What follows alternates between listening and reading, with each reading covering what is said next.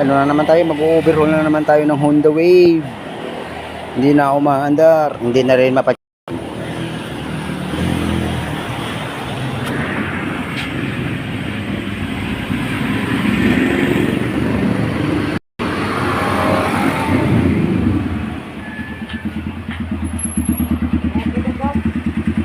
Kaya mo lang kasi yung carburetor mo miyangin mo yan.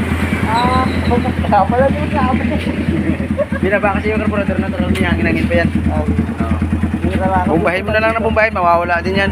Napak pak pak pak, gumaganon yan. Okay, thank you.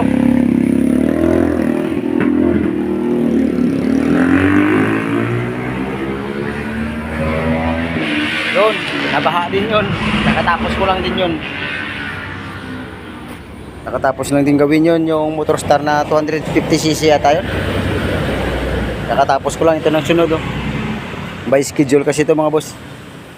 Baba ko muna makina para makita natin kung anong gagawin dyan. Stack up yan.